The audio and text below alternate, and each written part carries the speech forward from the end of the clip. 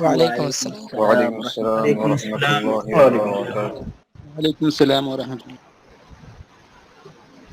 بسم الله الرحمن الرحيم. الحمد لله رب العالمين والصلاة والسلام على نبينا محمد وعلى آله وصحبه أجمعين. أما بعد. عبد الحكيم صاحب. بسم الله الرحمن الرحيم. باب من لم يمسح جبهته وأنفه حتى صلى. قال أبو عبد الله رأيت الحميدي يحتج بهذا الحديث ألا يمسح الجبهة في الصلاة. قال حدثنا مسلم بن إبراهيم قال حدثنا حشام أن يحيى عن أبي سلمة قال سألت أبا سعيد الخدري رضي الله تعالى عنه فقال رأيت رسول الله صلى الله عليه وسلم يسجد في الماء والطين حتى رأيت أثر الطين في جبهته. جی باب ہے من لم يمسح جبهته وأنفه حتى صلى. اگر ایسی جگہ پر سجدہ کر رہے ہیں جہاں پر کیچڑ موجود ہے، دھول موجود ہے، ناک پہ کچھ لگ سکتا ہے، تو کیا دوران صلاۃ ناک کو صاف کرے پوچھے، پیشانی کو صاف کرے پوچھے انسان، یہ ہے کہ صلاۃ میں یہ سب عمل نہ کرے، صلاۃ سے فارغ ہو جائے، اس کے بعد اپنا کر لے گا انسان. تو اگر کوئی دوران صلاۃ نہ کرے تو اس کے لیے نبی صلی اللہ علیہ وسلم کا یہ عمل موجود ہے. حدیث کیا ہے؟ ابو سعید خدری رضی اللہ عنہ کی حدیث جس سے پہلے بھی آپ کے سامنے آ چکی ہے سجدے کے بیان میں لیلۃ القدر کے تعلق سے. کہتے ہیں کہ میں نے دیکھا نبی صلی اللہ علیہ وسلم کو کہ آپ ماء اور طین، پانی اور کیچڑ میں آپ کو سجدہ کرتے ہوئے، یہاں تک کہ میں نے دیکھا ترتین فی جبہتہ، آپ کی پیشانی پر کیچڑ کے نشانات لگے ہوئے. یہ کب دیکھا صاحب رسول نے؟ دوران صلاۃ یا صلاۃ کے بعد؟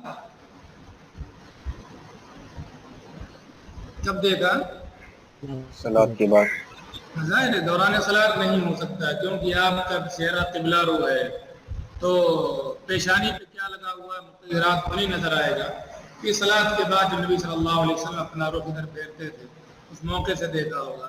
امام بخاری فرما رہے ہیں میں نے اپنے استاد ابو بکر عبداللہ بن زبیر الحمیدی کو دیکھا کہ وہ اس والی حدیث سے استدلال کرتے تھے کہ دوران صلاۃ آدمی کو اپنی پیشانی نہیں صاف کرنا چاہیے. نماز میں ہے تو اللہ تعالیٰ کی طرف مکمل توجہ رہے، ادھر مشغولیت رہے. اس میں کپڑوں کو بہت زیادہ دیکھنا، کپڑے میں دھول کوئی لگی اس کو جھاڑنا، یا اسی طرح سے پیشانی میں اگر کوئی دھول لگ گئی ہے، کیچڑ لگی اس کو صاف کرنا. یہ سے معلوم ہوا عمل نہیں کرنا چاہیے. کسی نے کر لیا تو صلاۃ باطل ہو جائے گی ایسا نہیں، لیکن یہ سب صلاۃ کے دوران اعمال نہیں ہونے چاہیے، ان سے اعتراض کرنا چاہیے. نبی صلی اللہ علیہ وسلم نے بھی کیچڑ کو صاف نہیں کیا دوران صلاۃ، ورنہ اگر آپ نے صاف کیا ہوتا تو نماز کے بعد آپ کی پیشانی پر اس کے اثرات نہیں ہوتے. باب التسليم. قال حدثنا موسى بن إسماعيل قال حدثنا إبراهيم بن سعد قال حدثنا الزهري عن هند بنت الحارث أن أم سلمة قالت كان رسول الله صلى الله عليه وسلم إذا سلم قام النساء حين يقضي تسليمه ومكث يسيرا قبل أن يقوم. قال ابن شهاب فأرى والله أعلم أن مكثه لكي ينفض النساء قبل أن يدركهن من انصرف من القوم. باب ہے آخری عمل آپ نے آغاز کیا تھا کہ صلاۃ کا آغاز، صلاۃ کی ابتدا باب ایجاب التکبیر، تکبیر تحریمہ سے. آخری باب یہاں پر ہے باب التسلیم، جو کسی حدیث میں آیا ہوا ہے کہ تحریم التکبیر و تحلیلها التسلیم. یہ سب سے آخری جو ہے صلاۃ کا حصہ ہے باب التسلیم. حدیث ام سلمہ رضی اللہ تعالیٰ عنہ کی فرماتی ہیں کہ رسول اللہ صلی اللہ علیہ وسلم کان اذا سلم، آپ سلام پھیر دیا کرتے تھے السلام علیکم ورحمۃ اللہ، تو قام النساء، آپ کا سلام مکمل ہوا کہ عورتیں کھڑی ہو جاتی. کھڑی ہونے کا مطلب اپنے گھروں کو فوراً اب ومکث یسیرا، نبی صلی اللہ علیہ وسلم اپنی جگہ پر کچھ دیر تک بیٹھے رہتے تھے کھڑے ہونے سے پہلے. ابھی آپ بیٹھے ہوئے ہیں, خواتین فوراً کر کے چلی گئیں کیونکہ نماز پڑھنے کے لیے آئی تھی. اب اس کے بعد سب سے پیچھے ان کی صفیں ہوتی ہیں, تو اب اگر وہ بیٹھی رہیں گی تو پھر مرد حضرات نکلنے شروع ہوں گے, تو ان کی گردنیں باندھ کر کے یا ان کی طرف رخ ان کا ہوگا. تو نبی صلی اللہ علیہ وسلم کچھ دیر بیٹھے رہتے تھے, آپ کے ساتھ صحابہ کرام بھی بیٹھے رہتے تھے. اتنے میں پیچھے جو خواتین ہوتی تھی وہ نکل کر کے چلی جایا کرتی تھی. تو مرد عورت کی نماز میں ایک یہ فرق ہے جی, یہ دیگر احکام ہے جہاں پر فرق ہے جی مرد عورت کے, لیکن طریقہ کیا ہوگا وہ اپنی جگہ پہ الگ مسئلہ ہے. تو ابن شہاب زہری کہتے ہیں کہ مجھے جو لگتا ہے وہ اس کی وجہ یہ ہے, باقی اللہ عالم, آپ اس لیے بیٹھے رہتے تھے کہ خواتین نکل جائیں اس سے پہلے کہ مرد حضرات ان تک پہنچے ہیں, وہ لوگ نکلیں صلاۃ سے فارغ ہو کر کے, اس سے پہلے نبی صلی اللہ علیہ وسلم بیٹھے رہتے تھے تاکہ مرد حضرات بھی آپ کے ساتھ بیٹھے رہیں اور خواتین ورنہ پیچھے سے نکل جائیں. تو اس سے معلوم ہوا کہ عہد رسالت میں خواتین بھی مسجد میں آتی تھی. نبی صلی اللہ علیہ وسلم نے خواتین کو مسجد میں آنے سے منع نہیں کیا ہے, بلکہ آپ نے مردوں کو, اس لیے بتا رہا کیونکہ آگے ابواب اس کے ہیں لیکن وہ پڑھاؤں گا نہیں میں. اور نبی صلی اللہ علیہ وسلم نے مردوں کو بھی کہا ہے کہ اگر آپ کے خواتین خاص طور سے رات میں مسجد آنا چاہتی صلاۃ کی ادائیگی کے لیے باجماعت, تو انہیں آپ مسجدوں میں آنے سے نہ روکیں. ان سب کے باوجود آپ یہ بھی فرمان ہے کہ خاتون کا اپنے گھر میں نماز پڑھنا, عورتوں کا اپنے گھر میں نماز پڑھنا زیادہ بہتر ہے. کہاں نماز پڑھنے کے مقابلے میں, مسجد کے مقابلے میں مسجد میں آ کر کے نماز پڑھنے, مسجد یہ فرق ہے کہ یہ فرق ہے مرد اور عورت کی نماز. جماعت کے جو احکام ہیں اس کے اندر اور دیگر جو ترتیب ہیں, شرائط جو اس کی ہیں لباس وغیرہ کی, سب میں وہ فرق ہے بات ہے سمجھیے. تو نبی صلی اللہ علیہ وسلم نے ترغیب نہیں دی خواتین کی, خواتین مسجد, ہاں اجازت موجود ہے مسجد میں آ کر کے. گھر پہ انہیں نہیں لگتا ہے کہ ہم اہتمام سے پڑھ پاتے ہیں, خود اپنی قرت کرتے ہیں تو چھوٹی چھوٹی حضرت امام کے ساتھ پڑھیں گے تو فجر میں لمبی قرت ان کی سنیں گے, عشاء میں ان کے پیچھے پڑھیں گے, تو عورت چاہتی ہے نا آئے, اس کے دوسرے اپنے فوائد اس کو حاصل ہوں گے, کروائے گی تو اس کو اپنے دوسرے فوائد وہاں پر حاصل ہوں گے. خاتون مسجد میں آئے گی, شاید نماز کے بعد کوئی درس دے دیا امام نے, وہ سن کر کے اس کو فائدہ ہو جائے, تو شریعت نے اس کے لیے پوری گنجائش رکھی ہے. لیکن بہرحال اس کو نبی صلی اللہ علیہ وسلم نے دیگر اور چیزوں کی وجہ سے, اس کے اور دیگر مقاصد بھی ہو سکتے ہیں, تو ترغیب نہیں دی ہے نبی صلی اللہ علیہ وسلم نے کہ خواتین نہیں آئے ہیں مسجد اور بھیجو اپنے گھر سے عورتوں کو, یہ نہیں موجود ہے. لیکن بہرحال اس کا دروازے مسجد کے عورتوں کے لیے شریعت نے بند نہیں کیے ہیں, اور نبی صلی اللہ علیہ وسلم نے اپنے آخری عمر تک کبھی بند کرے. اور اگر یہ بند کر دیا ہوتا تو عائشہ رضی اللہ تعالیٰ عنہ کو یہ نہیں کہنا پڑتا کہ آج خواتین جس طرح سے کر رہی ہیں, اگر نبی صلی اللہ علیہ وسلم باحیات ہوتے تو عورتوں کو منع کر دیتے, یہ نہیں کرنا پڑتا. اگر منع کر دیا ہوتا آپ نے تو جملہ نہیں کہنا پڑتا. اور نہ عائشہ رضی اللہ تعالیٰ عنہ نے اپنے اثر و رسوخ کا استعمال کرتے ہوئے خلفاء کے ذریعے سے کیا کروایا, منع کروایا, منع بھی نہیں کروایا, منع نہیں کروایا. دیکھو آپ لوگ منع کر دو, اللہ تعالیٰ منع کر دیتے, آپ لوگ منع کر دو. منع کیا ابو ان کے والے ابو بکر نے, کہ عمر نے, کہ عثمان نے, کہ علی نے, کہ معاویہ رضی اللہ, کسی نے منع کیا کہ عائشہ رضی اللہ عنہ دیکھو اس طرح سے کہہ رہے. عائشہ رضی اللہ عنہ خود منع نہیں کیا, انہوں نے یہ نہیں بتایا کہ نماز مسجد میں نہ آئے. ان کا یہ کہنا تھا کہ خواتین کو اس انداز سے مسجد میں اس انداز سے نہیں جانا چاہیے, مسجد میں آتی تھی جاتے تھے, اس انداز سے نہیں آنا چاہیے, اس طرح کے احداث نہیں کرنا چاہیے, اس طرح کے کام نہیں کرنا چاہیے. تو جہاں غلطی ہے ہو رہی ہے, بجائے اس کی اصلاح کرنے کے آپ کیا کر دیتے ہیں, جو دروازہ کھلا ہوا ہے اس دروازے کو کیا کرتے ہیں آپ بند کر دیتے. ہاں بند کر دیتے. یہ غلطی ہے, یہ غلطی کریں گے پھر دوسرے دروازے کھلیں گے. آپ یہ یاد رکھیے گا, ایک صحیح دروازہ ہے وہ کھلا ہوا ہے, اس کو اگر بند کریں گے آپ تو پھر دوسرے دروازے کھولیں گے آپ، جو آپ کے لیے بھی ٹھیک نہیں ہوں گے، مناسب نہیں ہوں گے۔ جو دو دروازہ شریعت نے کھلا رکھا اس کو کھلا رکھو۔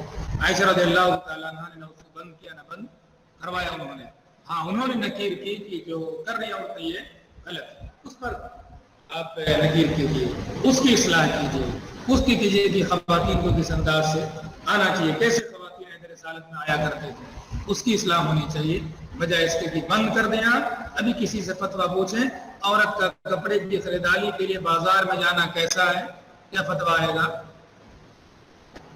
جائز جائز ہے۔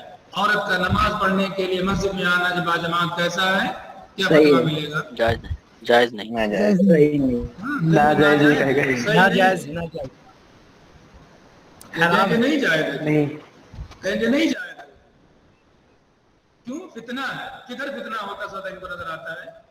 مسجد میں مسجد میں زیادہ مسجد۔ سختی نظر آتی ہے۔ میں عمل کی بات نہیں کر رہا ہوں کہ عمل لوگوں کا عمل ایسا ہے، میں فتنے کی بات کر رہا ہوں، عمل کی بات نہیں کر رہا ہوں کہ لوگوں کا عمل میں ایسے خرابی آ گئی اور بازار میں بھیج دیتے ہیں مسجد، یہ نہیں۔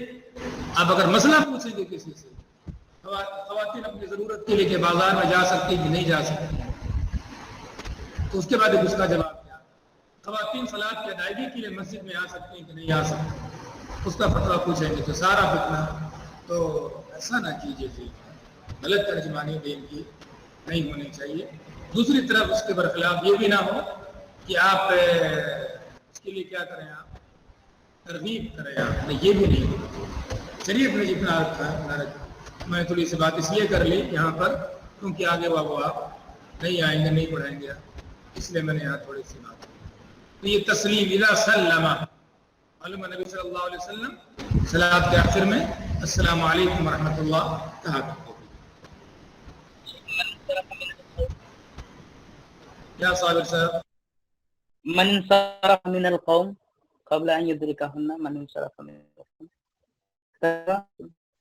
صلاۃ پڑھ کر کے جو صلاۃ پڑھ کر کے جو لوگ فارغ ہو چکے ہیں قبل اس کے کہ ان تک پہنچیں، خواتین پیچھے ہوتی تھی، مرد آگے ہوتے تھے، تو قبل اس کے کہ مرد حضرات جو صلاۃ سے فارغ ہو چکے ہیں وہ ان تک پہنچیں، وہ جائیں پیچھے، اس سے پہلے خواتین ينفذ النساء، خواتین نکل جائیں باہر، اپنے گھروں کو چلی جائیں۔ شیخ تشہد اولی میں درود شریف پڑھنا واجب ہے؟ کل یہ سوال آیا تھا شیخ، آپ بولے تھے کل بتاؤں گا۔ جی تشہد تشہد اولی میں درود شریف پڑھنا۔ تو دیکھیے کہ روایت ہے مسند احمد کے اندر، سن لیجیے اور ضرورت ہو تو نوٹ کر لیجیے گا، حدیث نمبر 4382 مسند احمد کی۔ عن عبد الله بن مسعود قال علمني رسول الله صلى الله عليه وسلم التشهد في وسط الصلاة وفي آخرها۔ نبی صلی اللہ علیہ وسلم نے ہمیں تشہد سکھایا، کہاں پر؟ اس مقام کے لیے کہ وسط صلاۃ میں تشہد پڑھنا ہے اور آخر صلاۃ میں تشہد پڑھنا ہے۔ فَكُنَّا نَحْفَظُ عَنْ عَبْدِ اللَّهِ، راوی کہتے ہیں شاگرد ابن مسعود رضی اللہ تعالیٰ کے، ہم لوگ اس کو عبداللہ ابن مسعود رضی اللہ تعالیٰ عنہ سے اچھی طرح یاد کرتے تھے۔ کیوں؟ حین اخبرنا ان رسول اللہ صلی اللہ علیہ وسلم علمہ ایاہ، جب انہوں نے یہ بتایا کہ ہمیں تعلیم کس نے دی ہے؟ نبی صلی اللہ علیہ وسلم، تو ہم اس کو اچھی طرح یاد کرتے تھے کہ نبی نے ان کو تعلیم دی، ہمیں تعلیم دے رہے ہیں، اس کی یاد کرتے تھے۔ قال فكان يقول اذا جلس في وسط الصلاة وفي آخرها على بركه اليسرى، اپنے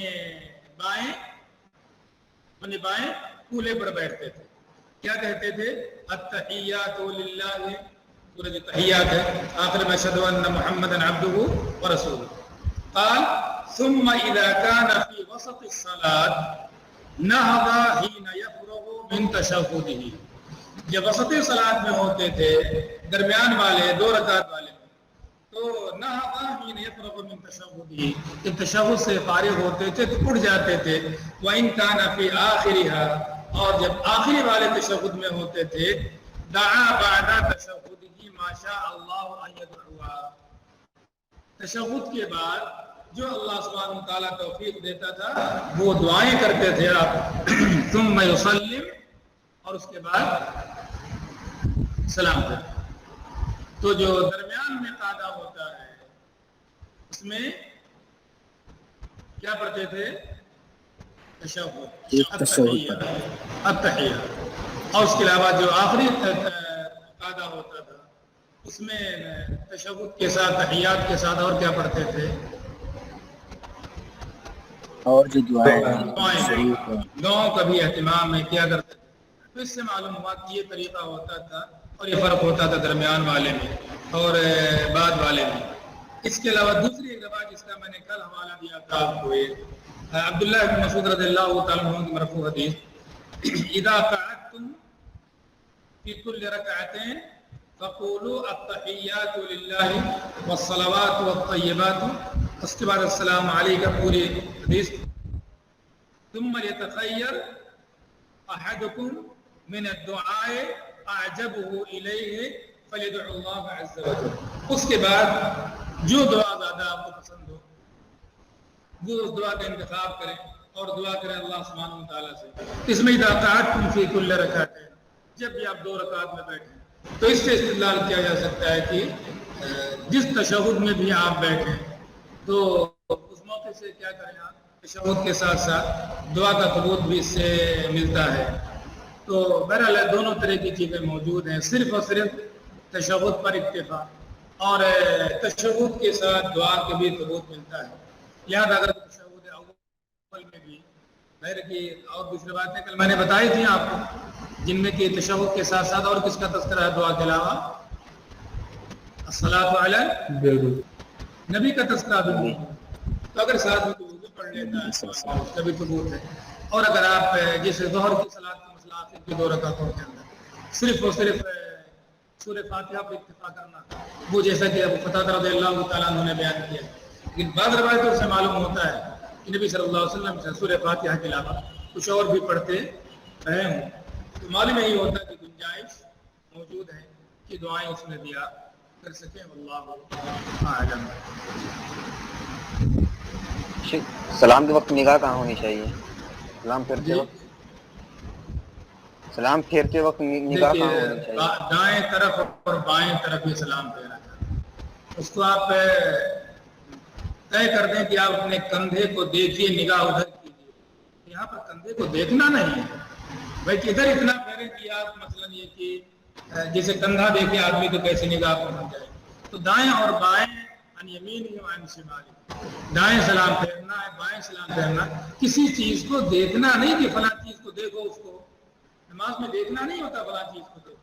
دیکھو دیوار کو دیکھو آپ، تو دیوار پر نگاہ پڑھنا نہیں کہ دیوار کو دیکھو اس کو، اور نہ یہ کہ کندھے کو آپ دیکھو اس کو نظر اس پر ڈالو. تو دائیں طرف اور بائیں طرف جو ہے یہ سلام پھیرا جاتا ہے. کسی چیز کو دیکھنا مقصود نہیں ہوتا. اور کچھ لوگ کہتے ہیں مطلب گردن گھمائے بغیر بھی صحیح ہو جائے گی، بس سلام کہہ دیں گے تو صلاۃ صحیح ہو جائے گی. اچھا پڑھیے ذرا سا اگلا باب. باب يسلم حين يسلم الإمام. وكان ابن عمر يستحب إذا سلم الإمام أن يسلم من خلفه. قال حدثنا حبان بن موسى قال أخبرنا عبد الله قال أخبرنا معمر عن الزهري عن محمود هو ابن الربيع عن عتبان بن مالك قال صلينا مع رسول الله صلى الله عليه وسلم فسلمنا حين سلم. باب یسلم حین یسلم الامام. جب امام سلام پھیرے گا، امام کے پیچھے جو لوگ ہیں اس وقت وہ بھی سلام پھیرے. یہاں پر مفسر رحمہ اللہ نے حین یسلم کہا. اس میں انہوں نے بعد ما یسلم الامام اس طرح کوئی کلمہ نہیں کیا. حین میں ہو سکتا ہے کہ امام نے آغاز کر دیا ہے اور آپ اس کے بعد آپ بھی آغاز کر دیں. اس بات کا بھی امکان ہے کہ امام نے سلام اپنا مکمل کر لیا ہے، اس کے بعد آپ شروعات کریں. تو ایسا کلمہ استعمال کیا امام بخاری رحمہ اللہ نے. اس میں دونوں کا احتمال موجود ہے، کیونکہ صراحت کے ساتھ یہ نہیں آیا ہے کہ امام جب سلام پھیر دے مکمل ہو جائے، دونوں طرف مکمل ہو جائے تب آپ آغاز کریں. ایسی تعین کیونکہ موجود نہیں. لہذا ایک کلمہ جو حدیث کے اندر استعمال ہوا تھا وہی کلمہ استعمال امام بخاری رحمہ اللہ نے بعد بھی استعمال کر دیا. تو ابن عمر رضی اللہ عنہ اسی پسند کرتے تھے اذا سلم الامام، کہ جب امام سلام پھیرے تو اس کے پیچھے جو لوگ ہیں وہ بھی اس کے ساتھ سلام پھیرے. اور حدیث یہاں پر ہے محمود بن ربیع رضی اللہ تعالیٰ عنہ کی، وہ روایت کرتے ہیں دوسرے صحابی عتبان بن मालिक रज़ियल्लाहु ताला अन्हु से करे सल्लैना मअ रसूलिल्लाह सल्लल्लाहु अलैहि वसल्लम, हमने नबी सल्लल्लाहु अलैहि वसल्लम के साथ सलात अदा की। फसल्लमना हीन सल्लम, जब नबी सल्लल्लाहु अलैहि वसल्लम ने सलाम फेरा तो हमने भी आपके साथ सलाम। तो जैसे इमाम सलाम फेरता है इसी तरह मुक्तदी भी सलाम फेरे। जैसे इमाम की सलात मुकम्मल होती है, सलात मुकम्मल होती सलाम से, वैसे मुक्तदी हज़रात की सलात भी मुकम्मल होती है सलाम से। तो सलाम सिर्फ इमाम के लिए नहीं है बल्कि मुक्तदी के लिए भी है। तो पहले इमाम से पहले कोई सवाल ही नहीं पैदा होगा। इमाम जब सलाम फेरे तो उसके बाद मुक्तदी को भी इन्नमा जुइलल इमाम लियुतम, उसकी इक्तदा करना, उसके पीछे पीछे आपको भी करना है। باب من لم يرد السلام على الإمام واكتفى بتسليم الصلاة. قال حدثنا عبدان قال أخبرنا عبد الله قال أخبرنا معمر عن الزهري قال أخبرني محمود بن الربيع وزعم أنه أقل رسول الله صلى الله عليه وسلم وأقل مجة مجها من دلو كانت في دراهم.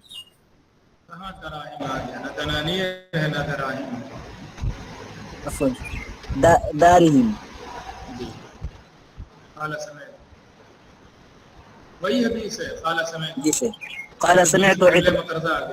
قال سمعت عتبان بن مالك الأنصاري ثم أحد بني سالم قال كنت أصلي لقوم بني سالم فأتيت النبي صلى الله عليه وسلم فقلت إني أنكرت بصري وإن السيول تحول بيني وبين مسجد قومي فلوددت أنك جئت فصليت في بيتي فكان أتخذه مسجد فقال أفعل إن شاء الله.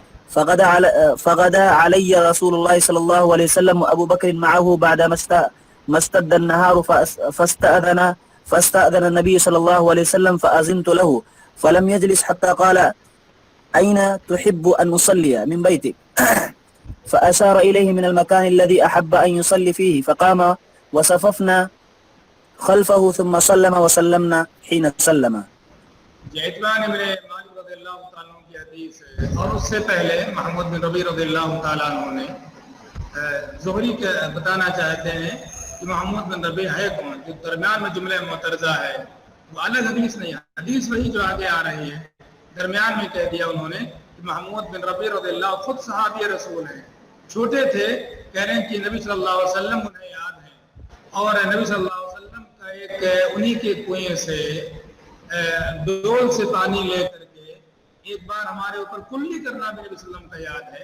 انہوں نے بیان کیا عتبان مالک رضی اللہ تعالیٰ عنہ سے، جو انصاری ہیں اور انصار میں بھی بنو سالم خاندان کے، کہہ رہے کنت اصلی لقومی بنی سالم، میں اپنے قوم بنو سالم کی امامت کرواتا تھا، امام تھا۔ تو میں نبی صلی اللہ علیہ وسلم کے پاس میں نے کہا اللہ انی انکرت بصری، اب میری نگاہ پہلے سے نہیں رہی، نگاہ کمزور ہو گئی ہے، اور جب بارش کا موسم آتا ہے تو میرے اور میری قوم کی مسجد کے درمیان پانی بھر جاتا ہے، سیلاب حائل ہو جاتا ہے، تو اب میں مسجد نہیں جا پاتا ہوں، تو میری خواہش ہے کہ آپ گھر میرے تشریف لائیں اور میرے گھر میں ایک جگہ آپ نماز پڑھ دیں تاکہ اس جگہ کو میں مسجد بنا لوں، گھر میں مسجد نماز پڑھنے کی جگہ، وہاں پر میں نماز پڑھا کروں، تو میں چاہتا ہوں کہ آپ میرے گھر تشریف لائیں، ایک جگہ آپ نماز پڑھ دیجیے، میں اس کو اپنے گھر میں مسجد بنا لوں۔ تو مسجد میں کوئی جگہ رکھنی چاہیے ایسی، اس کی صفائی کا اہتمام کرے، ستھرائی کا اہتمام کرے، خوشبو کا اہتمام کرے، ایسی کوئی جگہ ہونی چاہیے جہاں آدمی نوافل کا اہتمام کرے، اور کبھی ستھرائی کیفیت آ جائے تو نوافل کے علاوہ فرض نماز وہاں پر پڑھ سکے۔ تو انہوں نے کہا کہ میں ایک جگہ چاہتا ہوں آ کر کے آپ نماز پڑھ دیں، میں اسے مسجد بناؤں۔ فقال افعل ٹھیک ہے انشاءاللہ آتا ہوں کسی دن، آپ کی خواہش ہے۔ تو کہہ رہے میرے پاس نبی صلی اللہ علیہ وسلم ایک دن آئے اور آپ کے ساتھ ابوبکر صدیق رضی اللہ تعالیٰ عنہ تھے، بعد مشتد النہار، دن چڑھ گیا تھا، اس وقت آیا، کسی نماز کا وقت نہیں تھا، بلکہ یہ وقت کون سا تھا؟ صلاۃ ضحیٰ کا وقت۔ زور کون سا وقت تھا؟ ظہر کا وقت، صلاۃ ضحیٰ، صلاۃ الضحیٰ، ہاں وہ وقت اشتد النہار، دن کے اندر اشتداد آ گیا تھا، دن چڑھ گیا تھا۔ آپ نے فاستأذن نبی صلی اللہ علیہ وسلم اجازت چاہیے گھر میں آنے کی، فأذنت، تو میں نے اجازت دی، فلم یجلس، جی ہاں، تو نہیں کہ نبی صلی اللہ علیہ وسلم ابھی جس کے گھر میں چاہے ایسے گھس جائیں، نہیں، سسٹم ہوتا ہے، طریقہ ہوتا ہے، اجازت دی میں نے آپ کو۔ فلم یجلس، آپ گھر میں آئے تو بیٹھے نہیں، جس کام کے لیے آئے پہلے وہ کام، پھر دوسرا کوئی کام۔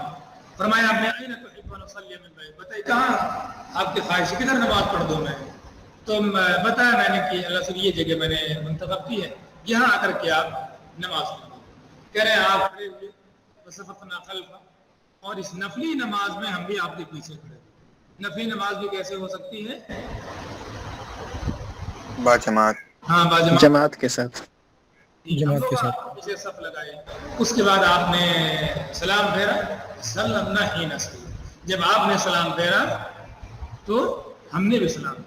امام کتنا سلام پھیرتا ہے؟ دو۔ معلوم ہوا کہ مقتدی بھی کتنا سلام پھیریں گے؟ دو سلام۔ تو امام بخاری رحمہ اللہ باب قائم کیا ہے کہ من لم یرد السلام، اگر کوئی امام کے سلام کا جواب نہ دے اور جو صلاۃ کی تسلیم ہوتی ہے دائیں بائیں اسی پر اکتفا کرے تو اس کی کیا دلیل؟ اس میں معلوم ہوا کہ جب آپ نے سلام پھیرا تو ہم نے سلام پھیرا، الگ سے کسی تیسرے سلام کا ثبوت یہاں پر ہے کہ مقتدی کو تیسرا سلام کرے؟ ہے کوئی یہاں پر؟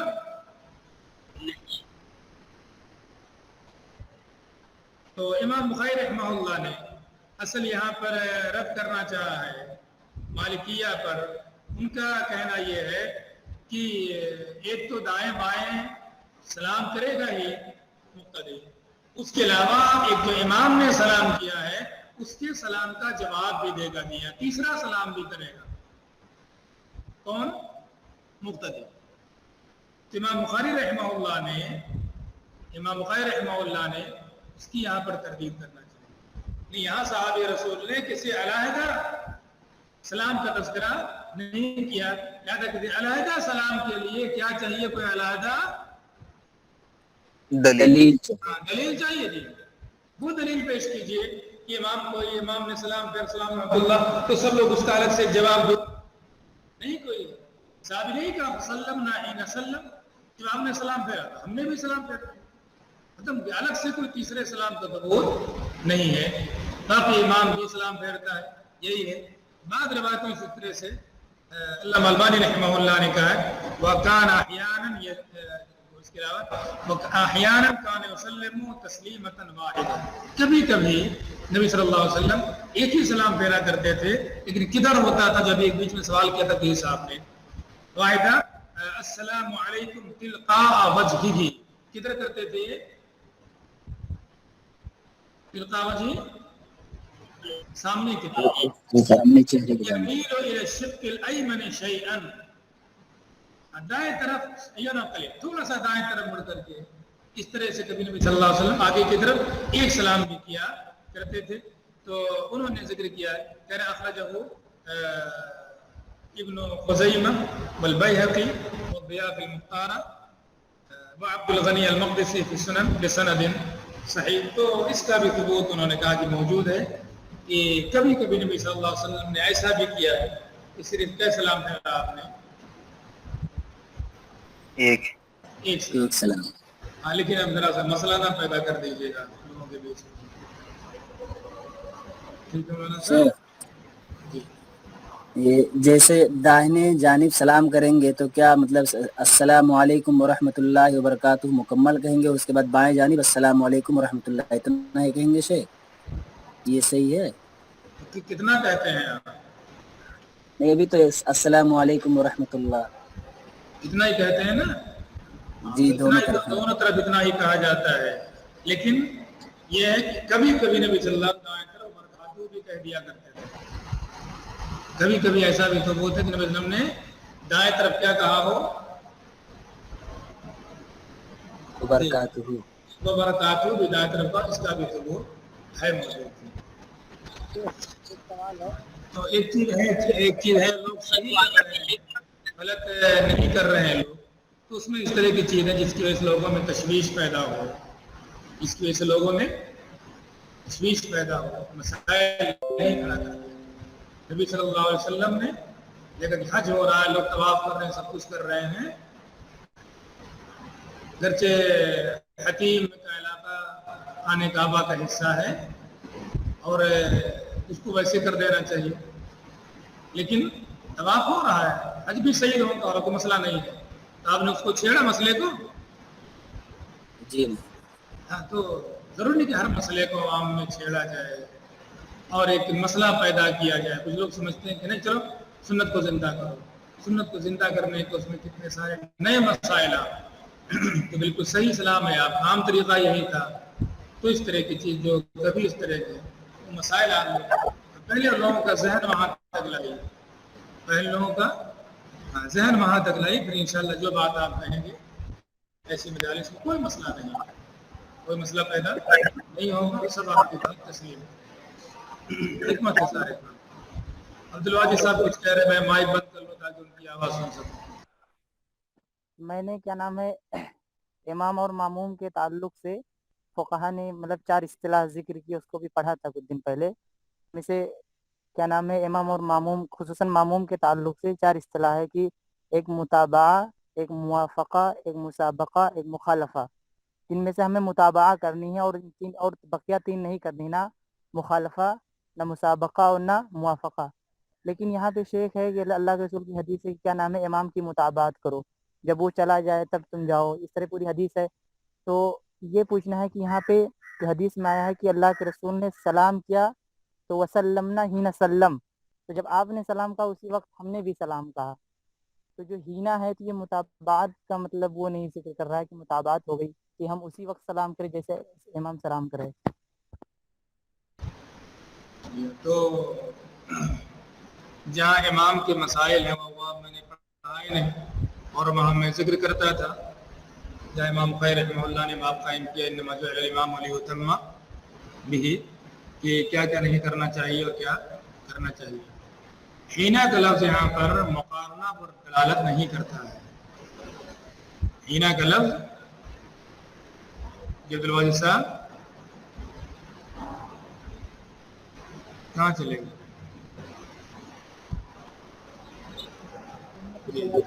تو حینہ کا لفظ یہ مقارنہ پر دلالت نہیں کرتا ہے، حینہ کے اندر موجود ہے۔ تو دوسری باتوں سے معلوم ہوتا ہے کہ آپ کو امام کے ساتھ ساتھ نہیں کرنا ہے بلکہ امام کے پیچھے کرنا ہے۔ پیچھے کرنا کتنا پیچھے وہ ایک دوسرا مسئلہ ہے۔ امام نے آغاز کیا اور اس کے رحمت اللہ کہنے سے پہلے آپ نے آغاز کر دیا، امام کے پیچھے ہوا یا نہیں ہوا؟ ہاں، تو یہ اسی طرح سے امام نے السلام رحمۃ اللہ مکمل کہہ لیا ایک طرف اور اس کے بعد آپ نے کہا، امام کے پیچھے ہوا یا نہیں ہوا؟ ہو گیا، ہوا۔ امام نے دونوں طرف مکمل کر لیا تب تک آپ بیٹھے رہے اور اس کے بعد آپ نے کہا امام کے پیچھے ہوا کہ نہیں ہوا؟ ہوا امام کے پیچھے، تو یہ گنجائش موجود ہے امام کے پیچھے کرنا، امام کے ساتھ نہیں کرنا ہے آپ۔ لیکن ساتھ کا کیا مطلب ہوتا ہے کہ سورہ فاتحہ جب تک مکمل ختم نہ کر لے امام تب تک آپ کو سورہ فاتحہ شروع نہیں کرنا، کیا مطلب ہے؟ نہیں، ہاں، امام سے پہلے نہیں پڑھنا ہے، امام سے پہلے نہیں پڑھنا، امام کے پیچھے پڑھنا۔ لیکن پیچھے کا مطلب جب امام مکمل سورہ فاتحہ پڑھ لے تب پڑھنا ہے آپ کو، کہ ایک آیت اس نے پڑھ لی اس کے بعد آپ نے ایک آیت پڑھی، تو اسے عبدالواجد صاحب مطابع کہیں گے یا نہیں کہیں گے؟ یہ مطابع ہے۔ تو ایسے ہی یہ سلام کے اندر بھی یہ مطابعت کی 3 صورتیں ہو سکتی ہیں، سب سے زیادہ اس میں کہ دونوں طرف مکمل کر لیا اس کے بعد آپ کریں، پھر مطابعت ہونے میں کوئی مسئلہ ہی نہیں رہ جائے گا کہ ہاں اس کے بعد ہی مکمل کیا، ایک طرف اس نے اس کے بعد نمبر 2 پر آتا ہے ایک طرف مکمل کر لیا اس نے، اور اس کے بعد آپ نے جب دوسری طرف شروع کرتا تو آپ نے پھر دائیں طرف کر لیا، یہ بھی مطابع ہوا۔ اور اگر اس نے آغاز کر دیا اور ابھی اس کا ختم نہیں ہوا تو تلاوت قرآن تو نہیں کر رہا تھا، یہ بھی کہہ دیا اذا قرئ القرآن فاستمعوا له وانصتوا، اس نے آغاز کر دیا، اب وہ پہلا ختم کر رہا تھا کہ آپ نے بھی آغاز کر دیا، تو بھی اسے کیا کہیں گے؟ مطابع ہی کہیں گے۔ تو جہاں گنجائش موجود ہو وہاں سختی نہیں ہونے چاہیے. جہاں گنجائش ہے یہ بھی مطابق کے تحت داخل ہے.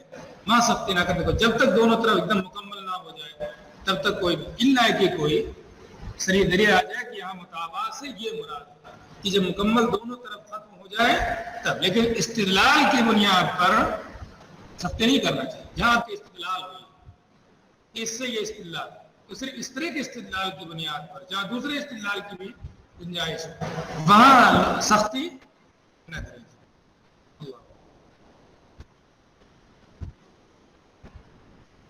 باب الذكر بعد الصلاة.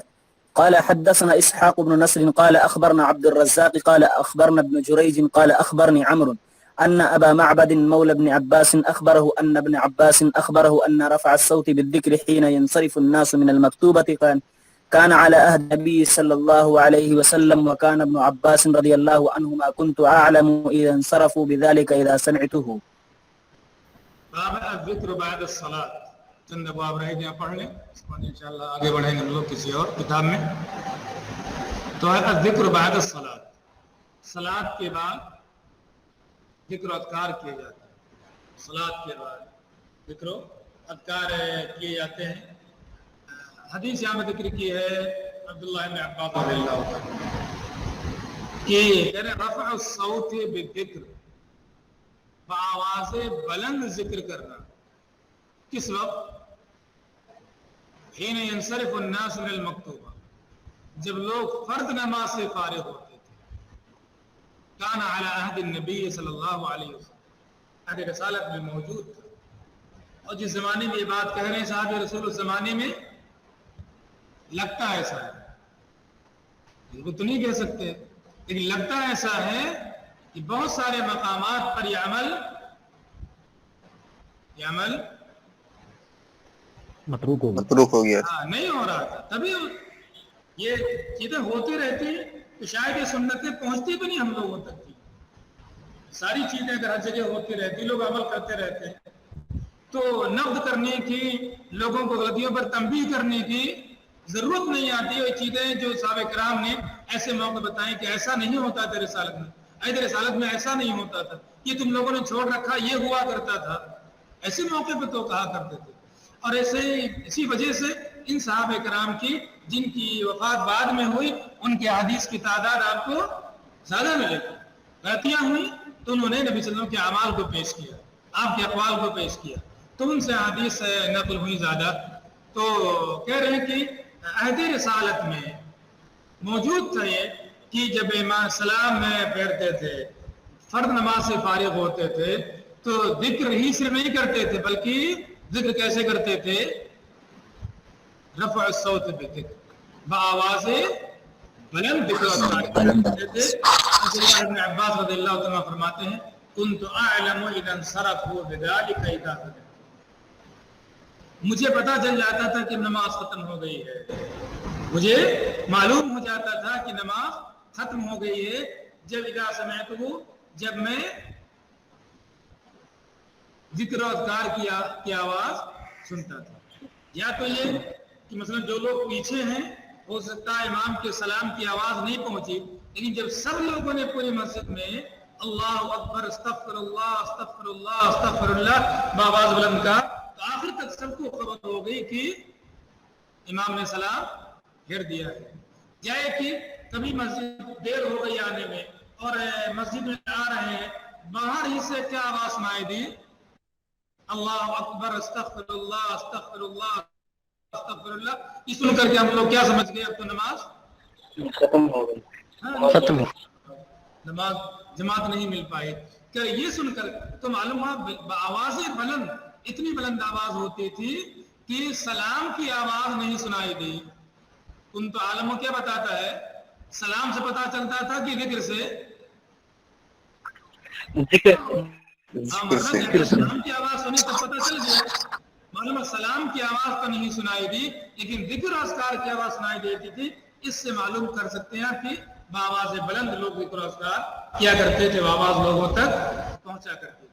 تو ذکر اذکار ہے رسالت میں آواز بلند ہوا کرتے تھے.